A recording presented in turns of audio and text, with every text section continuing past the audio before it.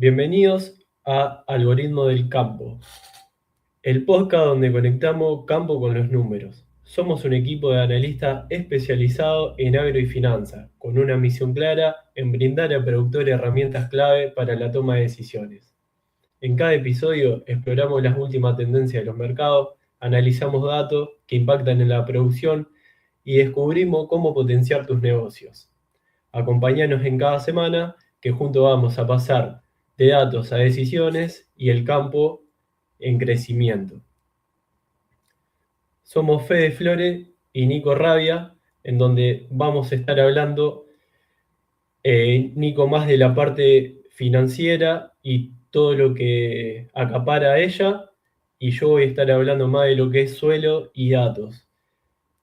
Bueno, en este episodio nos vamos a estar focalizando con el conflicto bélico que hoy nos tiene un poco preocupados a todos. ¿Qué pasa en Hormuz, Nico? Hola Fede, ¿cómo estás? Bueno, gracias por la invitación. Y la verdad que ya desde el 6 de febrero de este año venimos viendo este conflicto entre Irán, Israel y Estados Unidos, que la verdad que nos tiene bastante atentos a todo lo que hicimos en el mercado y muy revolucionados. Hoy vamos a ver un poco la incidencia que hubo de este conflicto en los activos de la bolsa, principalmente lo que es también petróleo, algunos cereales y los principales índices de Estados Unidos, ver cómo impactó. Así que nada, vamos a eso. Vamos a iniciar primero con lo que es el dólar a nivel local. Acá estamos viendo el dólar oficial. Si bien no tuvo una variación muy interesante, vemos que desde que arrancó este conflicto solamente varió un 3% a la baja, un dólar bastante estable, con un banco central que acumula diariamente reservas, que eso es muy importante, algo que se venía cuestionando anteriormente. Hoy estamos con un programa de compra de reservas y eso es muy positivo. Pasando un poco también a nivel local, vamos a ver el Merval en dólares. Un Merval bastante castigado. A principio veíamos acá una leve suba con respecto a lo que es todo el sector de petróleo energético, cuando vimos también un impulso muy fuerte en lo que es ese sector a nivel mundial, lo que también se trasladó a Argentina, pero después vemos una corrección que continúa a día de hoy, si bien tuvimos una breve recuperación, pero bueno, ya estamos a valores de ese momento prácticamente en cero, podríamos decir, 1,90 abajo, pero hemos llegado a estar casi un 14, no, más de un 14% abajo en lo que va este conflicto. La verdad que un mercado donde lo que más caracteriza es la volatilidad e incertidumbre. Después, pasando a Estados Unidos, tenemos el Standard Poor's 500, que vemos que fue el más golpeado de los índices. Vemos desde que arrancó todo el conflicto la baja que hubo. Esto es una baja de, si te digo, si tomamos la apertura del día del viernes, fue una baja del 3,12%. Hablando de un índice como Standard Poor's, la verdad que es una baja considerable. Más si tomamos desde el cierre, porque recordemos que este conflicto inicia el viernes a la noche, o sea, después del cierre de mercado, y desde el cierre a hoy tenemos una baja de casi el 5% en tan solo 40 días. La verdad que bastante movido todo. Como comentábamos recién, lo que más vemos es la volatilidad en estos activos financieros. Así también una gran salida de fondos de todo lo que es el sector de acciones para pasar nomás a commodities, principalmente lo que es petróleo, ya tornándose un poco más especulativo más que de inversión, pero bueno, vimos una gran salida de flujos últimamente en los fondos e índices norteamericanos que no se venía viendo hace bastante tiempo ya. Así también, lo mismo para el Nasdaq, una suba un poco menor, podremos ver, vamos de acá, menos del 3%, bastante lateral, pero una tendencia a la baja claramente. Eh, un índice que replica más que nada lo que es el sector tecnológico, que está bastante discutido hoy con el tema de la IA, si verdaderamente subió como debería o si solamente fue una burbuja más, algo que vamos a seguir de cerca. Pero bueno, también tecnológicas que se benefician de este entorno, dado que son productoras de software de inteligencia y demás, y eso ha hecho a nivel de empresa, ha hecho una suba en ellas. Después pasando más a lo que es el oro, vemos también un oro donde al principio se dijo, bueno, el oro siempre fue un refugio, y esto lo vimos durante aproximadamente unos 25 días, subiendo casi un 14%, para después empezar una corrección que hoy nos deja un 2,56% abajo a lo largo de esta guerra. La verdad que, como siempre, el oro fue, o se dice ser, mejor dicho, una gran reserva de valor, pero en este caso vemos que todos los activos fueron perjudicados por este conflicto, algunos, como los que mencionamos anteriormente, de forma negativa, y ahora vamos a ir a pasar a los más beneficiados de este conflicto. Aquí tenemos lo que es el petróleo, ¿no? El tan conocido petróleo Brent, el barril. Acá tenemos una suba desde inicios de este conflicto que llegó a los 72% casi de suba en un mes. La verdad que brutal para el petróleo, un petróleo que venía castigadísimo.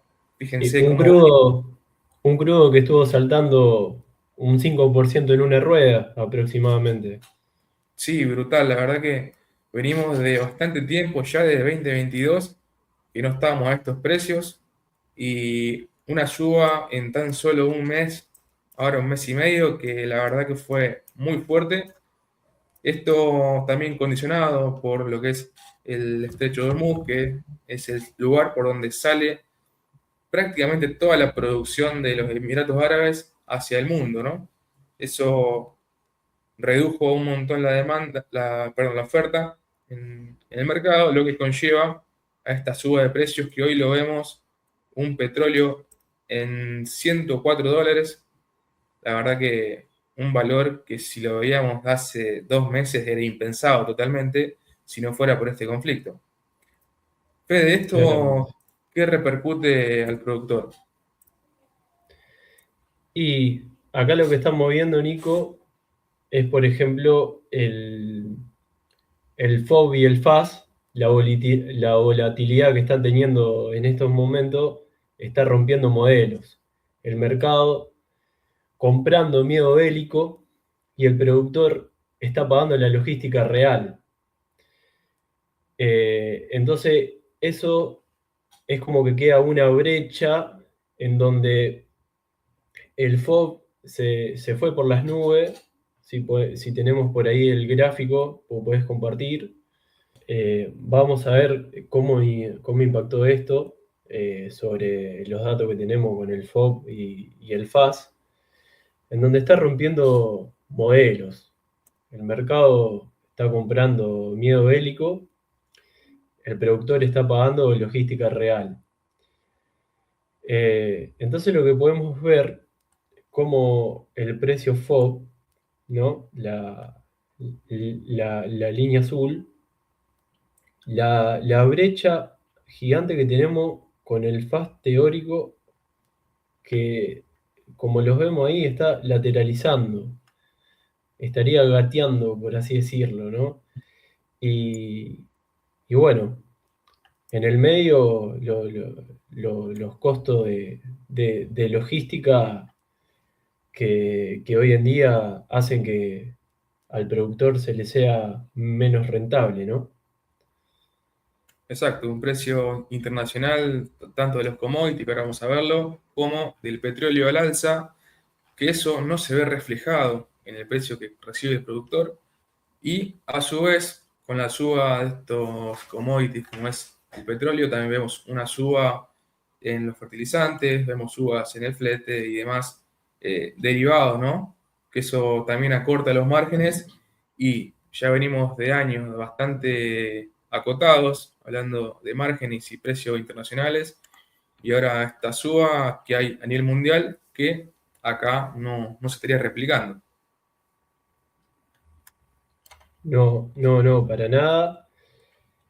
Eh, También como podemos ver ahí, el tema de los rindes por quintales, ¿no? Lo que fue en enero, lo que es ahora en marzo, eh, algo, algo totalmente inusual que esté pasando porque, nada, estamos acá lo que sería el Gran Rosario, estamos con un cuello de botella de más de 16 millones de toneladas que ya estarían en puerto, ¿no? Claro. Vamos a pasar a lo que es los commodities del agro, principalmente lo que es soja, maíz y trigo.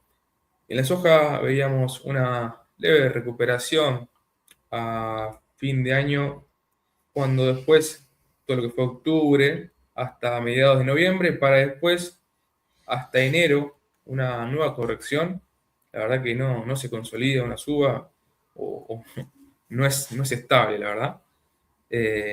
Ya vemos en los últimos años lo que viene siendo el precio de la soja ahí lateral, para después hoy estar en enero ya arranca la nueva suba que se vio impulsada por todo lo que es este conflicto geopolítico que hablábamos recién, subiendo hasta máximo de $455, un 11%, pero después, bueno, una fuerte corrección en las últimas semanas. Fíjense acá, el 16 de marzo cayendo un 5,70%, la verdad que muy fuerte a lo que veníamos viendo suba. Prácticamente se borró la mitad de la suba en un solo día. Y hoy estamos a valores de 430 aproximadamente, un 5% de suba de aquellos valores que hablábamos recién a principios de febrero, que eran de $408. La verdad que una suba que lamentablemente duró poco y como decíamos recién, que no se vio reflejada en el precio argentino.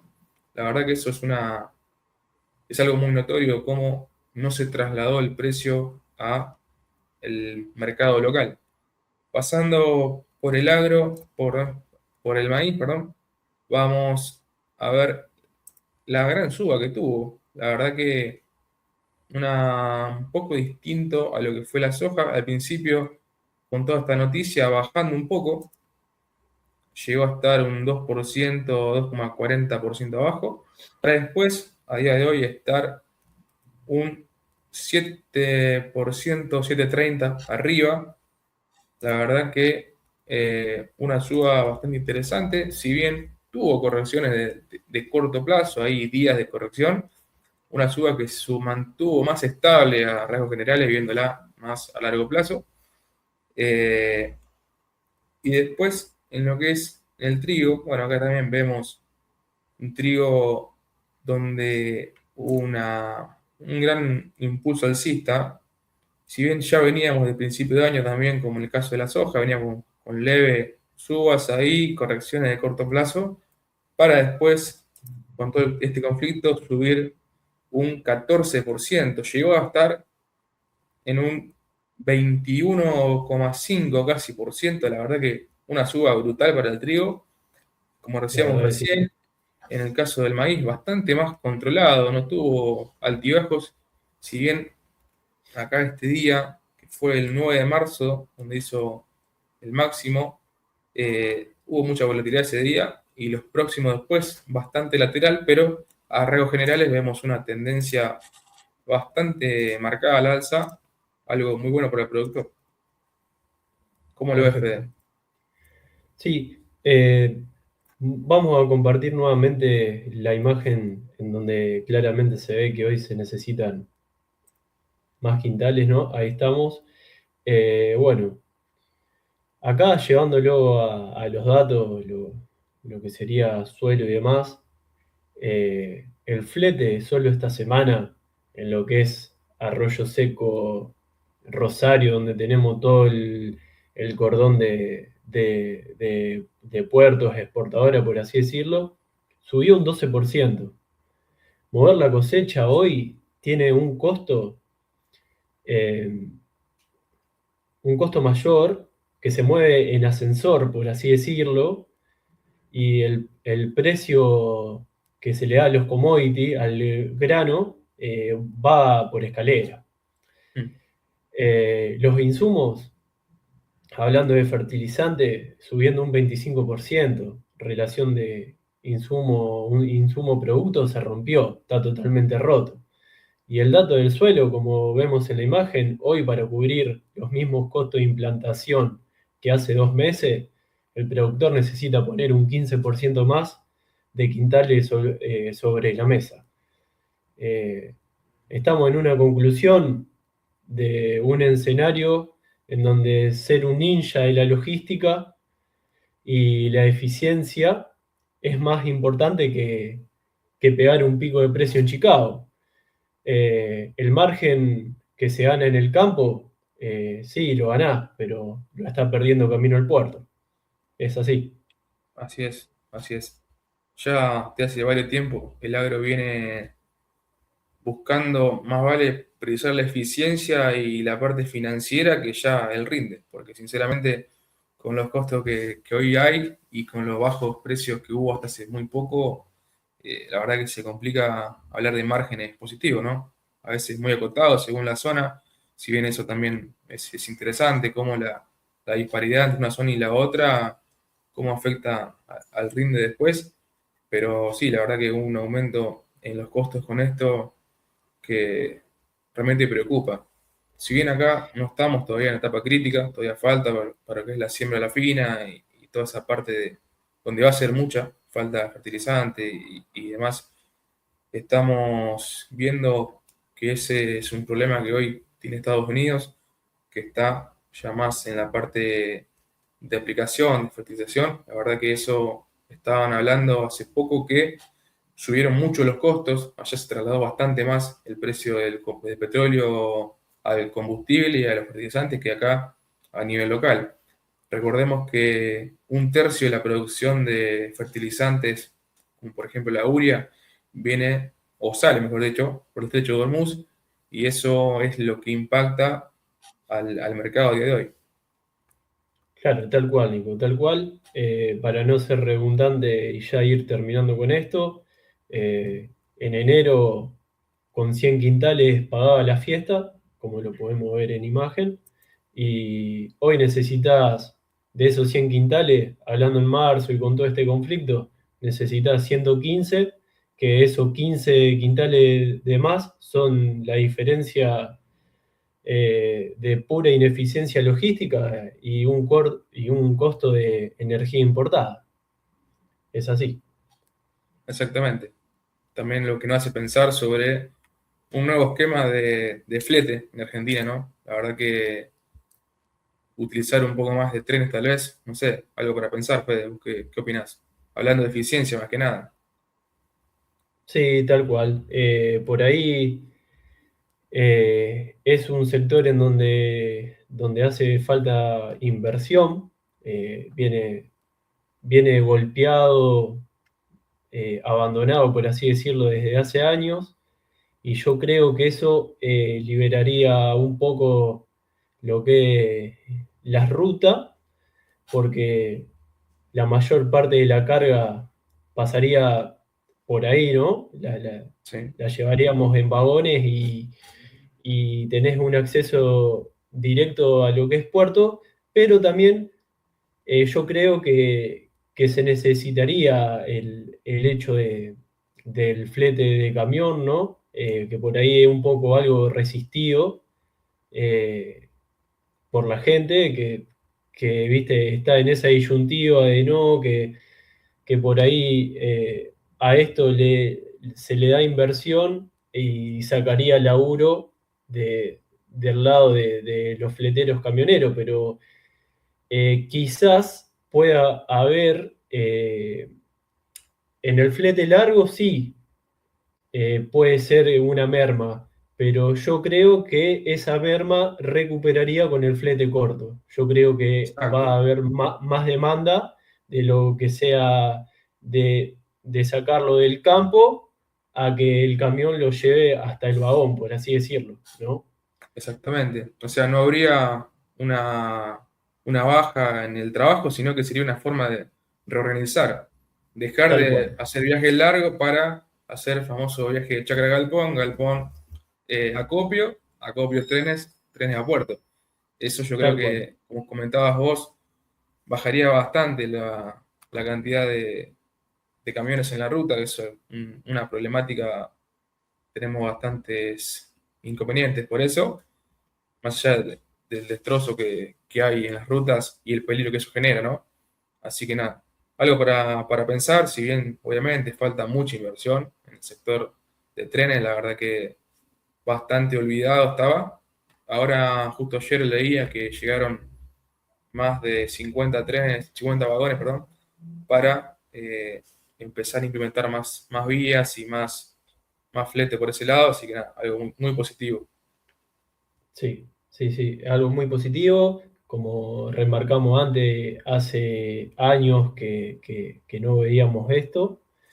Pero bueno, todo está eh, por, por crecer, hay muchos sectores que hay que investigar para poder darle una dinámica diferente y bueno, que sea mejor para todos los sectores en general y para las personas mismas, ¿no? Que hoy se necesita. Hay como una disparidad de sectores, de que a algunos le está yendo muy bien, algunos están bastante golpeados y bueno, ¿no? Hay que buscar el punto de equilibrio, que no es nada fácil, pero bueno, yo creo que con laburo se va a poder lograr.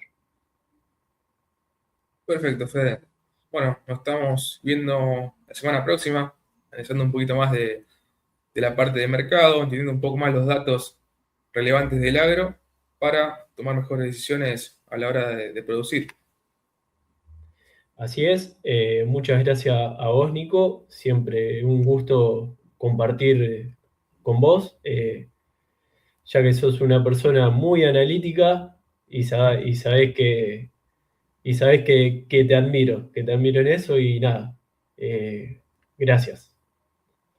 Listo, Fede. Nos vemos la semana que viene para seguir analizando un poquito más del algoritmo del campo. Chau, chau. Chau, chau.